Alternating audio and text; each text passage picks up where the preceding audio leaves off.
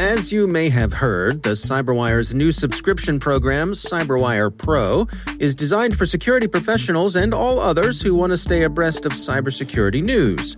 CyberWire Pro is a premium service that will save you time and keep you informed. You may be saying to yourself, hey, that sounds great and something my entire organization can benefit from. We think so too. With a CyberWire Pro Enterprise subscription, you can make that happen. You can help to keep your organization up to date with the latest news, analysis, and trends across the evolving cybersecurity landscape, save some money, and look like a hero at the same time. We've got great discounts for government, commercial teams, and academia too. To learn more, visit thecyberwire.com/pro and click on the Contact Us link in the Enterprise box. That's thecyberwire.com/pro. Click Contact Us in the Enterprise box, and we will help you become that office hero.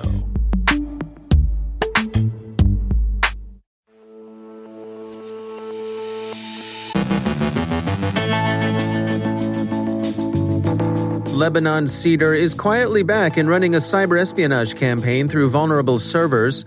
Social engineering of vulnerability researchers is now attributed to the Lazarus Group.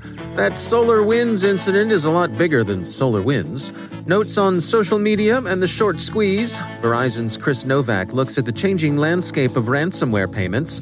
Our guest, Professor Brian Gantt from Maryville University, examines cybersecurity threats of the new U.S. administration, and the GAO thinks the U.S. State Department should use data and evidence.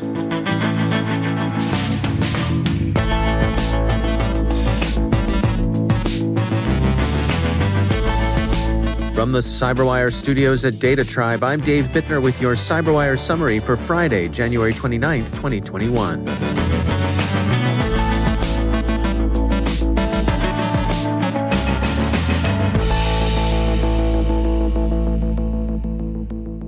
Clear Sky researchers have outlined cyber incursions they attribute to Lebanon Cedar, also known as volatile cedar.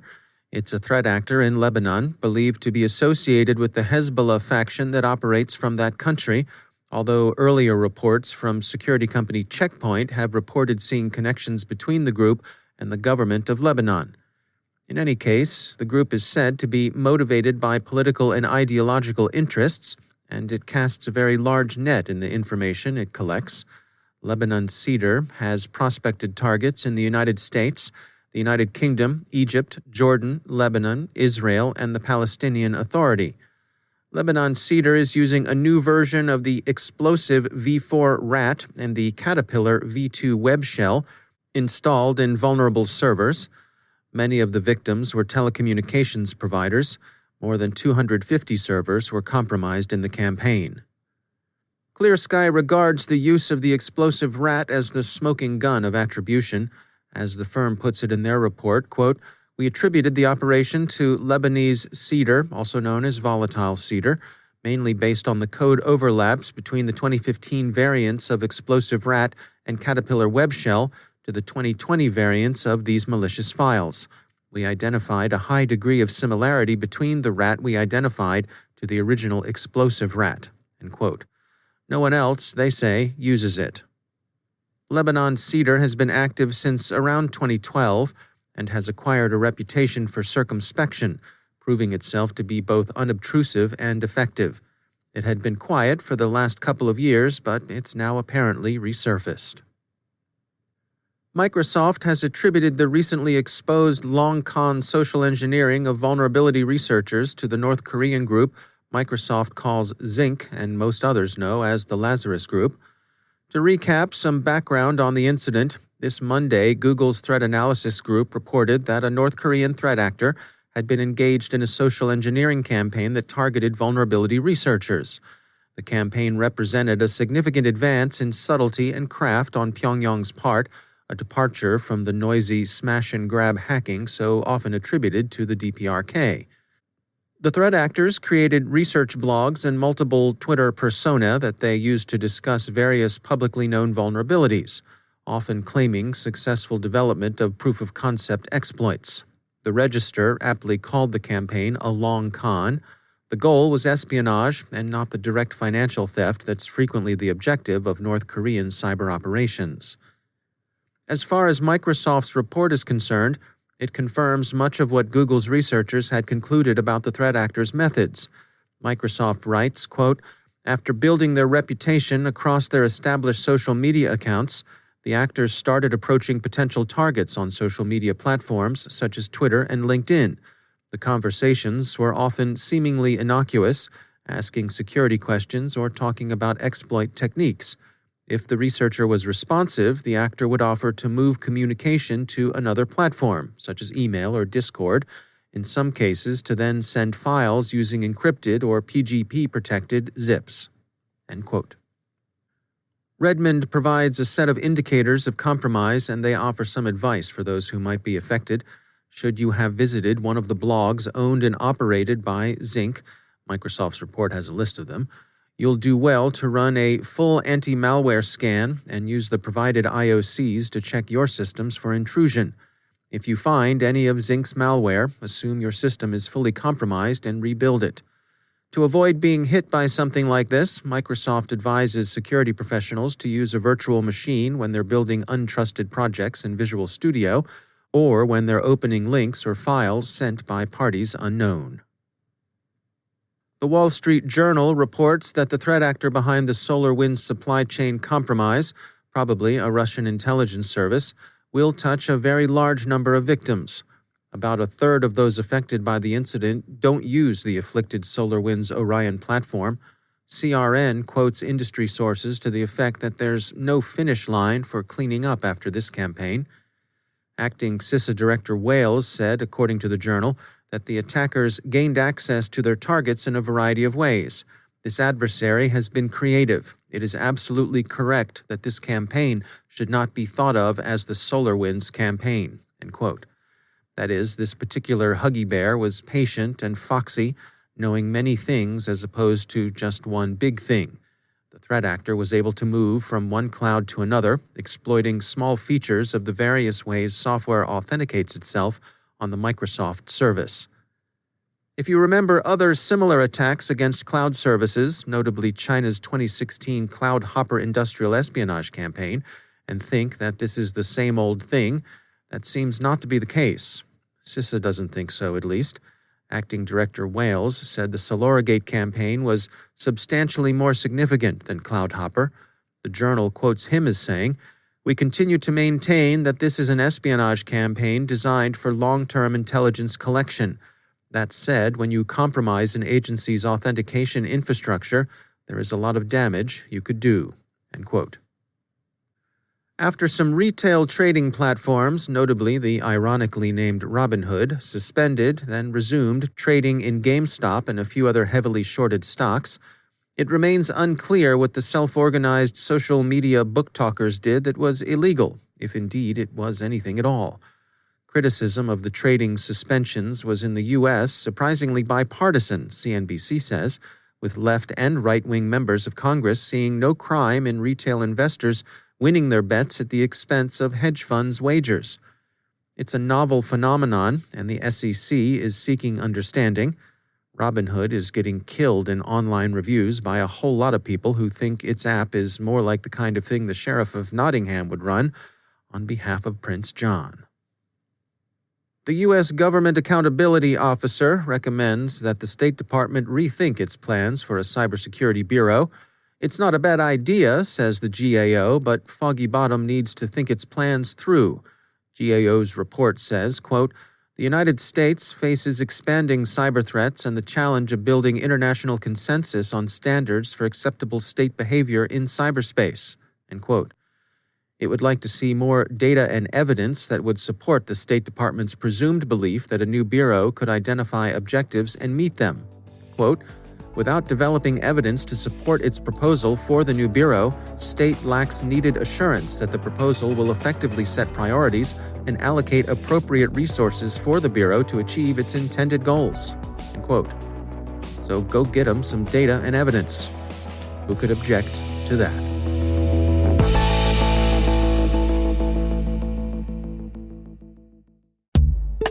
It's time to take a moment to tell you about our sponsor, Recorded Future.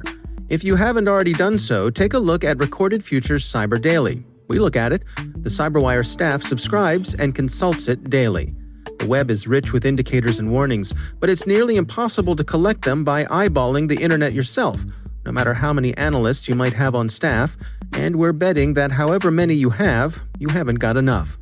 Recorded Future does the hard work for you by automatically collecting and organizing the entire web to identify new vulnerabilities and emerging threat indicators. Sign up for the Cyber Daily email to get the top trending technical indicators crossing the web. Cyber news, targeted industries, threat actors, exploited vulnerabilities, malware, and suspicious IP addresses. Subscribe today and stay ahead of the cyber attacks. Go to recordedfuture.com/cyberwire to subscribe for free threat intelligence updates from Recorded Future. And we thank Recorded Future for sponsoring our show.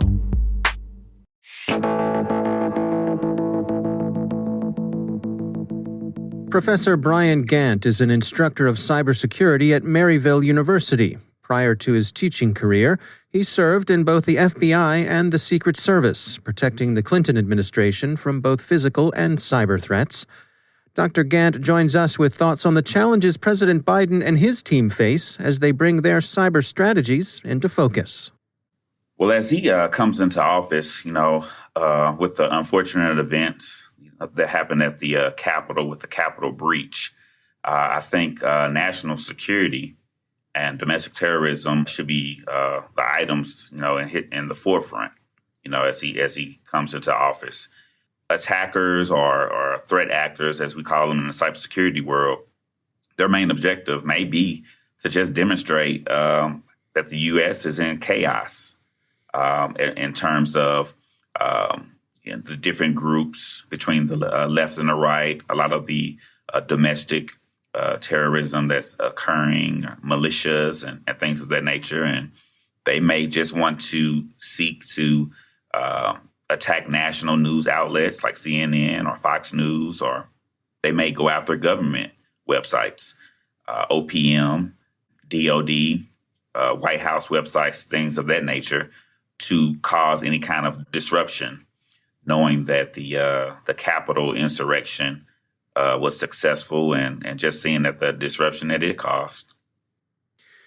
What is your expectation here? Are you hopeful that that President Biden is going to have a good handle on this? That from what you've seen as an observer, the team, the names that he's mentioning, is this cause for hope? Yeah, it's definitely cause for hope.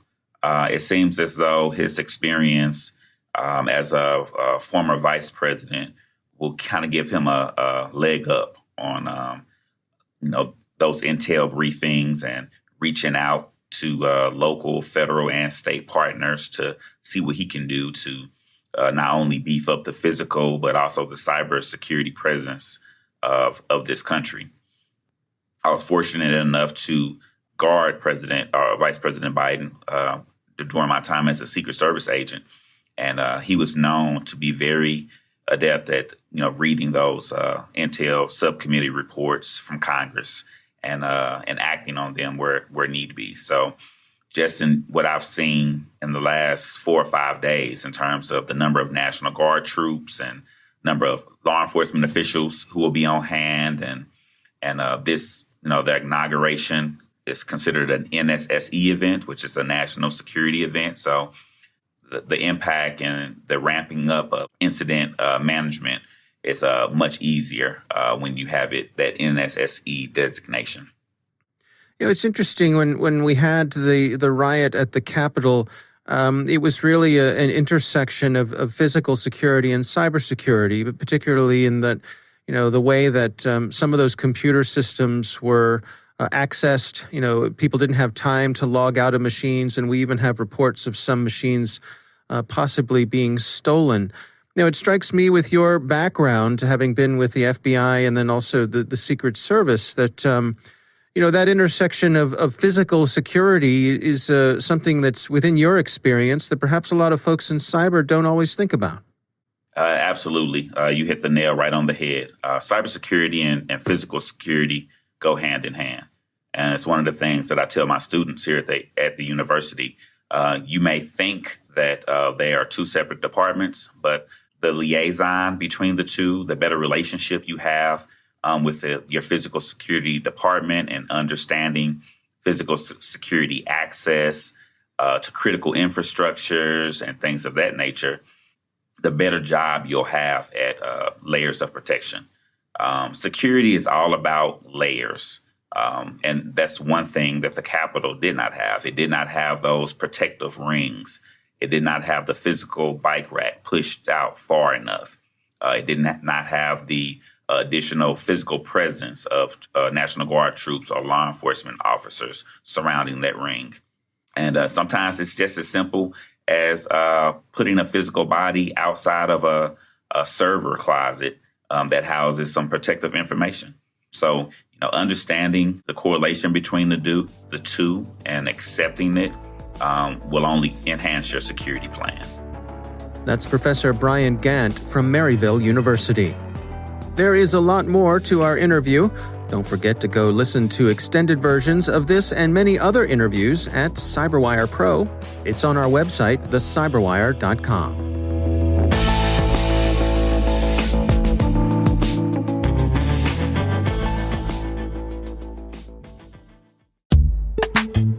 And now a message from our sponsor, CyberReason. If you're a defender fighting to protect your organization from the dark forces of cyber attackers, it might seem attackers have the advantage. To win, they only need to be successful once. As a cyber defender, you must be successful in ending attacks every single time. CyberReason reverses the attacker's advantage. They put the power back in your hands.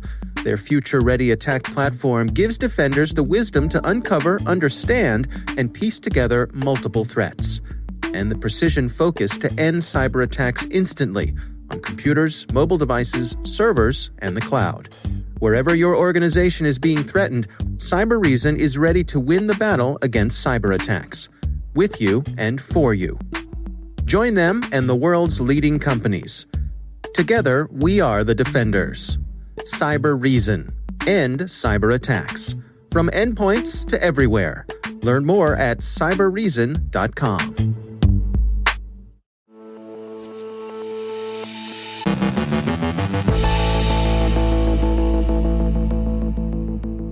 And I'm pleased to be joined once again by Chris Novak. He is the Global Director for Verizon's Threat Research Advisory Center. Chris, it is always great to have you back. I wanted to touch today on ransomware and some of the things that you and your team are tracking when it comes to the evolution of ransomware, what you're seeing on the payment side and with ransomware in general. What can you share with us today?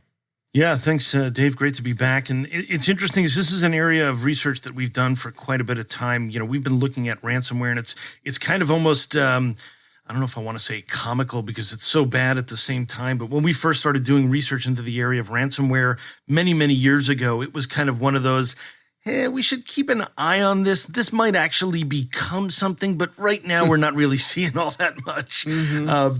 And then as the years went on, we kind of saw it go from not making our top 10 list to rapidly moving up the list to now where it is, essentially at the top of the charts in terms of the commonality of it. And, one of the things that we keep seeing is, especially when we look at some of, federal agencies and public sector, we're seeing a fair bit of attacks against them, as well as obviously also the private sector. But, if you look at that and you see, we surveyed a number of federal agencies, and about 30% of them had responded that they had fallen victim to ransomware attack. And again, I think there's some number of these that, like many attacks, that may be underreported.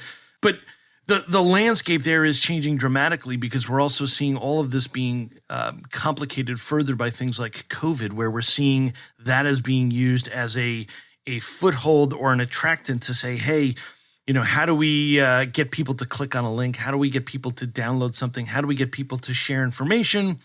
We tell them we have masks, we have tests, we have vaccines, we have, and all sorts of crazy things that we'll see. But if we look at kind of the terminology of all the different things in various, social engineering campaigns, we're seeing that is very high on the list of what they're using these days in terms of COVID-related scams to get a foothold, to deploy the ransomware. And then the other thing I'd also say that's kind of a complicating factor that we're seeing on the rise is, do you pay or do you not? Right. Yeah, and that's where I was gonna go next with you because, at the outset, the initial advice from folks like the FBI and sort of, across the landscape was don't pay the ransom. You're only encouraging them and so on and so forth. But now it seems to me like it's more complicated than that. People have insurance, and the dollar amounts, the ability to restore, even if you have backups. I mean, it's not so cut and dry these days. Yeah, you're 100% right on that. A lot of times I get that question of, what should we do? And I'm like, look, I'll give you as much advice and guidance based on past experience of what I've seen happen elsewhere. But at the end of the day, everybody needs to make their own decision, right? It's like your own personal self. You need to ultimately decide what you're going to do. And it's interesting because when we look at that, one, there's the possibility of, hey, if you pay, does that make you an interesting target? Does it mean someone else is going to come after you because they know you're likely to pay? Or in some cases, you mentioned cyber insurance. We're actually seeing attackers getting wise to the fact that, hey, you know what? If you have insurance, well, heck, you're not even going to, quote, feel this, right? And there's everyone likes to talk about, when insurance pays, people kind of refer to it as a victimless crime. And I would imagine the insurance companies would beg to differ. Right. But that is obviously playing into their calculus now of, well, if more organizations have insurance and we can get that to pay, then let's go ahead and ask for larger ransoms. Or in some cases, even trying to figure out what coverage limits an organization might have in order to figure out how much they should ask for. And it gets even more complicated than that is, in some cases, you pay the ransom, you don't necessarily get your data back, or it doesn't necessarily stop them from publishing it, right? At the end of the day, you're still dealing with criminals here. What's your sense for the near horizon? I mean, is it the way that things stand right now? Is that pretty much the state of things? Are we kind of in equilibrium? With it's hard to know if things are getting better or worse, but it seems certain that for the moment they're here to stay. Yeah, I'd say that that's a fairly accurate assessment of it. I would say that we are we're at a steady state. I think it's not getting horribly worse, but I don't think it's getting dramatically better at the same time. And I think part of it is organizations are still trying to figure out what is the right thing to do. The one thing that I am happy to see, if you will, is that we're seeing more and more requests for organizations wanting to do things like establish a ransomware playbook or do things like ransomware simulations so that they can understand if something like this were to happen, what it might be like and how their response might hold up. Because I think that's an issue that a lot of organizations tend to feel like, hey, as crazy as it may sound, some of them are still kind of flying by the seat of their pants in terms of what are we going to do if this happens? And then once it happens, all of a sudden they realize, we have to shut down the office because nothing works. What are we going to do? And I mean, I've even seen some organizations that they've said, hey, we're not worried. We've got great backups. And then I'll ask, well, when was the last time you did a ransomware situation? Because this is not just let's restore one PC from backup, right? This could be dozens, hundreds, thousands, who knows? Have you ever actually done a ransomware simulation? Because the thing I've seen happen is organizations just trust that they have backups, and then they go to do the restore and they realize, oh my God, this is going to take us weeks to restore this data. And all of a sudden they're like, wow, this may not actually be less expensive than paying the ransom. Yeah. All right. Well, Chris Novak, thanks for joining us. You bet.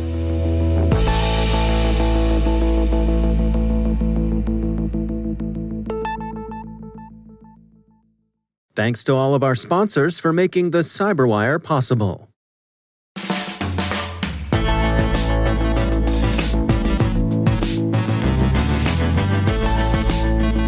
And that's the CyberWire. For links to all of today's stories, check out our daily briefing at thecyberwire.com. And for professionals and cybersecurity leaders who want to stay abreast of this rapidly evolving field, sign up for CyberWire Pro. It'll save you time and keep you informed. Spread a little sunshine. Listen for us on your Alexa smart speaker, too. If you're wondering what to do with yourself this weekend, well, take some time and check out Research Saturday. My conversation with Yonatan Stream Amit. He's from Cyber Reason's Nocturnus research team. We're going to be focusing on their work on the Kimsuki cyberespionage group. That's Research Saturday. Check it out. The CyberWire podcast is proudly produced in Maryland out of the startup studios of Data Tribe, where they're co-building the next generation of cybersecurity teams and technologies. Our amazing CyberWire team is Elliot Peltzman, Guru Prakash, Kelsey Bond, Tim Nodar, Joe Carrigan, Errol Terrio, Ben Yellen, Nick Valecki, Gina Johnson, Bennett Moe, Chris Russell, John Petrick, Jennifer Iben, Rick Howard, Peter Kilpie, and I'm Dave Bittner. Thanks for listening. We'll see you back here next week.